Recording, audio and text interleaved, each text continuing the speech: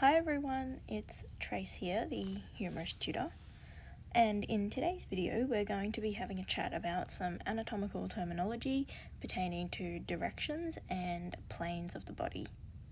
And so, what do you call an unremarkable section of the body? I've just got such a big smile on my face. That's right, it's a body plane, because it's plain looking and it's unremarkable. So, starting with some directional terms which underlie just all of anatomy, here we have a diagram of an individual. On the left, we're seeing their front, and on the right, we're looking at them from the side. And so, starting off, let's label top and bottom. So, we've got superior, meaning it's higher up, and inferior, meaning it's lower down. Now then, on the right, if we were to split them in half, then we have a front half and a back half, and so the front is anterior and the back is posterior.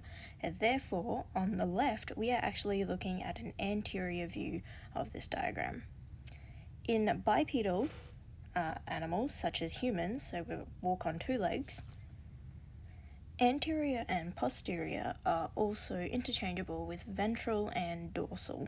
And so ventral means towards the belly, and in humans that's also on the front, and dorsal pertaining to the back. So I like to think of that like the dorsal fin on the dolphin, that's on their back. We can also then envision how, for example, in a four-legged animal, like a horse for example, their ventral side, so their belly side, is actually inferior. So just something to be conscious of. Anterior and posterior is simply front and back, whereas ventral and dorsal may change depending on the organism we're talking about, because ventral means towards the belly and dorsal towards the back. Now looking towards the left, the red line down the middle of the individual there, that is the midline, which we'll see in a little bit later, which is the same as the mid-sagittal plane. So something that is closer towards the midline will be described as medial, and something that is further away from the midline will be described as lateral. And so, for example, the ears will sit lateral either side to the nose. Now next up, circling around the hip joint and the knee joint, there are two terms, proximal and distal, and these are typically more used towards the appendicular skeleton, so the limbs, and also for things that have a clear origin. And so proximal will describe something that's closer towards the origin, and distal is further away from the origin. Often the origin is at the trunk. And so for example here, the knee joint is distal to the hip joint. And a couple more terms that are worth mentioning are superficial and deep. And I couldn't think of a decent way to draw this on the diagram.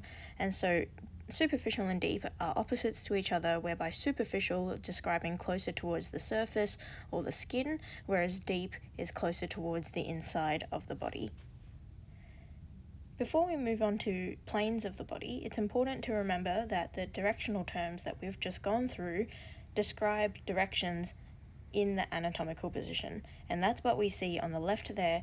That diagram is in the anatomical position, whereby the palms are facing forward, and so are the feet. In anatomy, sections are very commonly taken on one of these following planes. First of all, we have the sagittal plane, whereby we cut straight up and down and therefore divide it into a right and left portion. That is the sagittal plane. If we were to make this cut or section directly on the midline, that would be more accurately described as a mid-sagittal or a median section on this mid-sagittal or median plane. Next up, the green, we have a transverse section along the transverse plane, and that's where we cut horizontally on that transverse plane and divide it into a top and bottom, or superior and inferior portion. And then on the right there in blue, if we were to section along the frontal or the coronal plane, we would be dividing into an anterior and posterior portion. So hopefully these planes and directional terms make sense. They underpin all of the study of anatomy, and I think it's really important to get these down pat at the start. Hopefully this helped, and thank you for watching, and yeah, feel free to leave a request, and yeah, we'll see you next time.